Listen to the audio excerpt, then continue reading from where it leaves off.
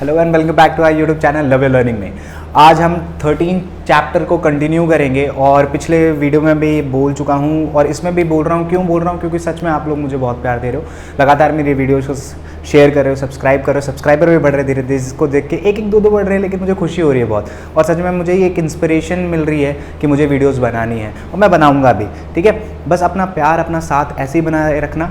ठीक है, बस और कुछ नहीं चाहिए मुझे आप लोगों से। तो चैप्टर में जैसे लास्ट वीडियो में हमने क्या करा था, 5 क्वेश्चन करे थे। इसको मैं कंटिन्यू करने जा रहा हूँ। क्वेश्चन नंबर 6 से स्टार्ट करूँगा। मैंने आप लोगों को एक्सपोनेंट एंड पावर के बारे में समझाया था कि exponent and power, exponential notation क्या होता है, ये बहुत ज़रूरी है हमारे लिए, है ना। तो चैप्टर और टाइम को बिना ख़राब किए मैं एक्सरसाइज को शुरू कराता हूँ। बस मैं इस एक चीज़ और बताना चाहता हूँ, एक्सपोनेंट एंड पावर आपका एक बेस है जो आपके 8th में भी आएगा, 9th में भी आएगा और यूज़ होता रहता है। तो अपने बेस को मजबूत रखना है आपको। ठीक है, अपने टावर को गिरने नहीं देना, अपने बिल्डिंग को गिरने नहीं देना, उसको मजबूत रखना है। तो अब टाइम को वेस्ट किए बिना हम अपने एक्सरसाइज को शुरू करते हैं। जिस क्वेश्चन नंबर 6 से है आपका, तो चलो ज़रा देखते हैं क्या क्या कहता है आपका क्वेश्चन नंबर 6। देखो बच्चे, सिंप्लीफाई बोला है इसने। क्या बोला है? सिंप्लीफाई। तो हमें सिंप्लीफाई करना है इसको और कुछ नहीं करना। सिंप्लीफाई क्या बोला है? क्वेश्चन नंबर 6 का फर्स्ट पार्ट अगर हम देखें, 2 × 10⁻³ हम इसे कैसे बोलेंगे? 10⁻³ this is your exponent, this is your base. And when we basically say it together, जब हम इसे एक साथ कहेंगे तो कहेंगे 10⁻³। ठीक है, छोटे बच्चे हैं तो उनको थोड़ा आराम से बार बार समझाना पड़ता है। तो अब इसको देखो, सिंप्लीफाई करने का मतलब क्या है? 2 × 10 कितनी बार दिख रहा है आपको? 10 की पावर कितनी है? 3।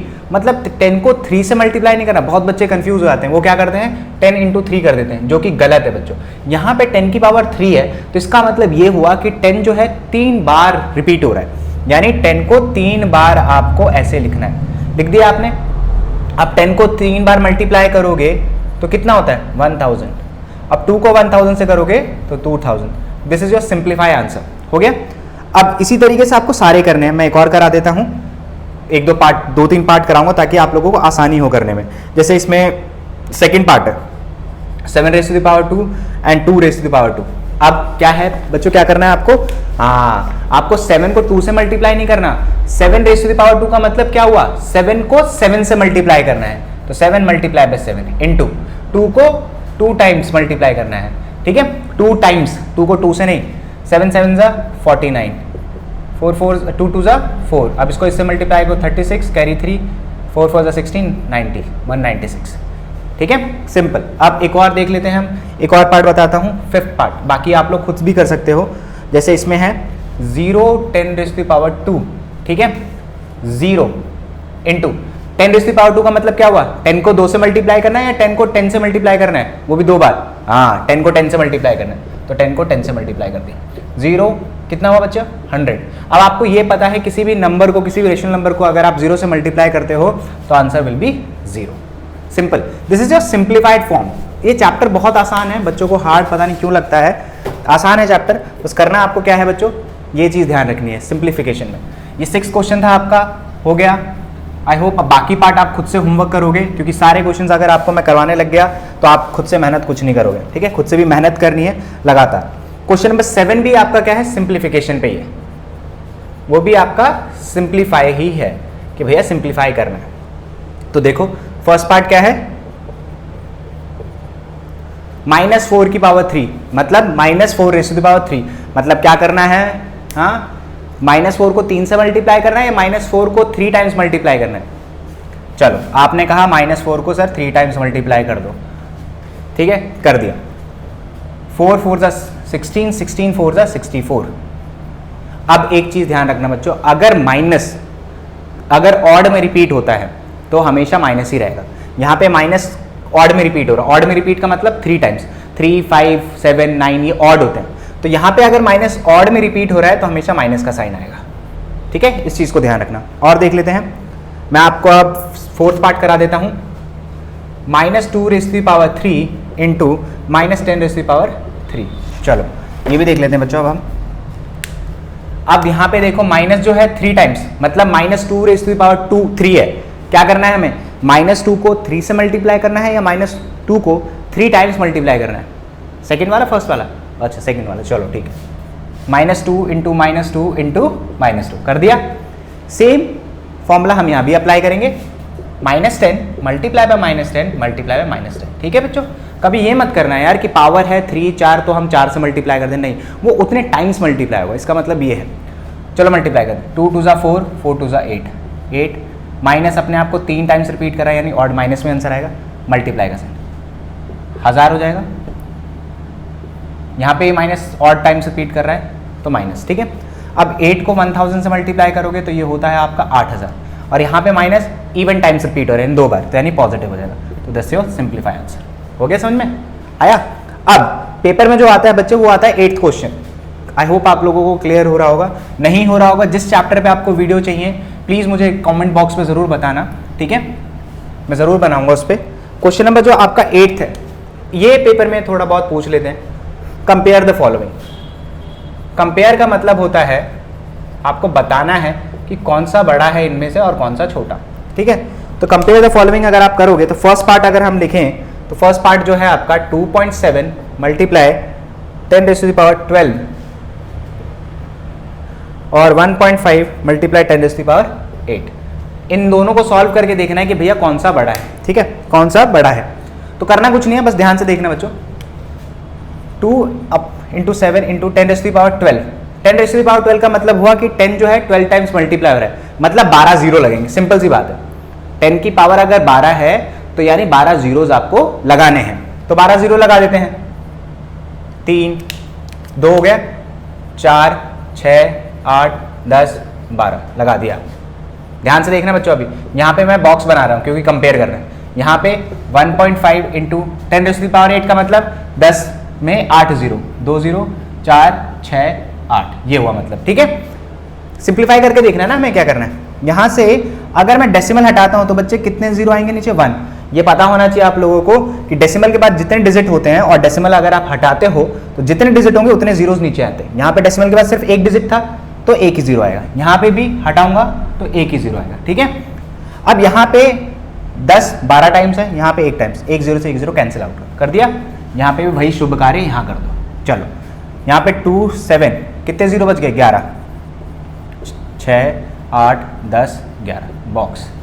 यहाँ पे 15 कितने जीरो बचे? 7 2 4 6 7। ऑब्वियसली कौन सा बड़ा है? हाँ ये बड़ा है, शाबाश। ठीक है, सेकंड पार्ट भी कर लेते हैं फिर तो यार, आप लोगों को जब समझ ही आ रहा है तो। 4 मल्टीप्लाई 10⁻14 और 3 मल्टीप्लाई 10⁻17। इसमें कोई डेसिमल नहीं है तो आप बच गए इससे, इस वाले प्रोसेस से तो बच ही गए। तो आपको कुछ नहीं करना। 4 इंटू 10 की पावर कितनी है? 14, मतलब 14 बार। 2 4 6 8 10 12 14 बॉक्स। 3 को 17 बार करना है। 2 4 6 8 10 12 14 16 17। अगर आप बच्चे देखो ध्यान से तो यहाँ पे सिर्फ 14 जीरो और यहाँ पे 17 जीरो है, मतलब कौन सा बड़ा है? ऑब्वियसली ये बड़ा है। खत्म हो गया, ये आपने कंपेयर करके दिखा दिया। आगे समझ में? चलो, अगर आपको आगे समझ में तो मैं आप सोच रहा हूँ कि भैया सेकंड एक्सरसाइज भी शुरू ही करा दूँ आप लोगों को। ठीक है, ताकि हो जाए आप लोगों से, परेशानी ना हो, लेकिन आप कर लो। मेरा काम यही है बच्चों, आप लोगों को हो सके बहुत सिंपल तरीके से समझाना। बस आप लोगों को कुछ नहीं करना, बस मेरा साथ देना है और कुछ नहीं। ठीक है, बस इतना ही चाह सकता हूँ आप लोगों से। तो ये आपका 13.2 पे आ जाता है। ओहो, 13.2 शुरू करने से पहले कुछ दिख गया मुझे। मैं आपको लॉज, जो एक्सपोनेंट के लॉज है वो एक्सप्लेन करूंगा इस वीडियो में, ताकि वीडियो ज़्यादा लंबी ना हो और आप बोर ना हो, क्योंकि मैं नहीं चाहता यार बच्चे बोर हो जाए। मुझे सच में बहुत बुरा लगता है, स्कूल में जब इवन में पढ़ाता था तो बच्चे बोर हो जाते थे, तो मैं पीरियड वहीं रोक देता था बच्चों से। और मेरी एक कंडीशन होती थी कि 15 मिनट हम पढ़ेंगे, 20 मिनट पढ़ेंगे बस, उसके बाद हम नॉर्मल जो बातें होती हैं वो पढ़ेंगे, ताकि माइंड, बच्चों का दिमाग यार कितना छोटे से तो बच्चे होते हैं यार, 40 50 मिनट की पीरियड कहाँ वो बियर कर सकते हैं यार वो चीज़। तो थोड़ा सा माहौल ठीक करना पड़ता है। तो मैं आपको लॉज ऑफ एक्सपोनेंट समझाता हूँ 13.2 शुरू करने से पहले। अगर आपने इसको समझ लिया तो आपका बेड़ा पार। लॉज ऑफ एक्सपोनेंट, ये बहुत ज़रूरी है भैया, ये काम आएगा आपके 8th क्लास में। ठीक है, समझ लो। सबसे पहला लॉ क्या कहता है? अब आपको बेस और पावर समझ में आ गया ना क्या होता है? ठीक है, अब आपको बेस और पावर समझ में आ गया तो पहला लॉ क्या कहता है? When bases are same in multiplication, जब मल्टीप्लिकेशन में बेस, आधार सेम होगा in multiplication, then powers get added. मतलब इसका सिंपल सा हिंदी रूपांतरण ये है कि जब मल्टीप्लिकेशन में बेस सेम होगा तो पावर को आप जोड़ देंगे बस। उदाहरण के तौर पे अगर मैं आपको बताऊं, ठीक है, सिंपल सा उदाहरण है बच्चों, देखो एक एग्जांपल देता हूं मैं आपको। 3 की पावर 2 मल्टीप्लाई 3 की पावर 5। अब ध्यान से देखो, मल्टीप्लिकेशन में आधार यानी बेस सेम है तो क्या बोल रहा है, पावर को ऐड कर देना है। चलो ठीक है भाई, जब हम ये प्रोसेस करेंगे तो हम बेस को सिर्फ एक बार लिखेंगे, बेस को सिर्फ एक बार लिखना है और पावर को जोड़ देना है। ठीक है, ये बुक में कुछ इस तरीके से होगा आपके पास, a की पावर m इंटू a की पावर n। देखो बेस सेम है ना बच्चों, मल्टीप्लिकेशन में पावर को क्या करोगे, ऐड करोगे, लेकिन बेस को आप सिर्फ एक बार लिखोगे। ठीक है, ये पहला आपका लॉ ऑफ एक्सपोनेंट है। समझ में आ गया? आई होप आप लोगों को आ गया होगा समझ में। कुछ दूसरा law of exponent, when bases are same in division, when bases are same in division, when bases are same in division then powers get subtracted। मतलब जब डिवीजन हो रहा हो, बस यहां पे मल्टीप्लिकेशन की जगह डिवीजन हो रहा हो तो पावर्स को आप क्या कर दोगे, सब्ट्रैक्ट कर दोगे, लेकिन जब बेस सेम हो। ध्यान रखना इस चीज को। फॉर एग्जांपल अगर मैं आपको उदाहरण दूं, 4 की पावर 5 डिवाइडेड बाय 4 की पावर 3, चलो 6 कर लेते हैं, चाहे जो भी चीज, चलो 6 कर लेते हैं, कोई दिक्कत नहीं है। तो क्या करोगे, बहुत बढ़िया, बेस को एक बार लिखोगे, इसमें से इसको माइनस कर देना। ये मत करना ये बड़ा है तो पहले ही लिख देना, नहीं, 5 में से 6 को माइनस करो, कितना आएगा, 4 की पावर -1। ये भी सिखाऊंगा अभी ये कैसे करना है। या बहुत बार ऐसे लिखा आता है बच्चों, तो इसका मतलब भी ये डिवाइड हो रहा है, तो आप क्या करोगे, बेस को एक बार लिखोगे, 3 में से 2 माइनस करो, पहले वाले में से हमेशा दूसरा। ठीक है, तो 4 की पावर 1। ठीक है, ये चीज ध्यान रखना। मतलब पहला था आपका, जब बेस यानी आधार आपका सेम होता है मल्टीप्लिकेशन में, तो बेस को आप एक बार लिखोगे और पावर को ऐड कर दोगे। सेम उसी का उल्टा क्या करना है, डिवीजन में जब बेसेस सेम होंगे पावर्स को आप सब्ट्रैक्ट कर दो। ठीक है, ये उदाहरण है, लिखते रहना साथ साथ में, मैं आपको क्लियर करा दूं सारे के सारे ये चीज। सेकंड से मिटाऊंगा, इसमें बस मैं आपको लॉ ऑफ एक्सपोनेंट समझाऊंगा ताकि आप याद कर लो और आपको दिक्कत ना हो, क्योंकि ये एक्सरसाइज करने में बहुत काम आएगा। Third law of exponent, your third law of exponent. Third law of exponent क्या कहता है आपका, थर्ड लॉ ऑफ एक्सपोनेंट ये कहता है कि अगर मान लो बेस की पावर माइनस में है, अगर बेस की पावर माइनस में है तो आप उसे क्या कर दो, उल्टा कर दो, रेसिप्रोकल कर दो। ये आपके 8th में काम आएगा, 7th में शायद ही आप यूज करो, लेकिन तब भी बता रहा हूं। If a base has power as negative, if a base has power in negative,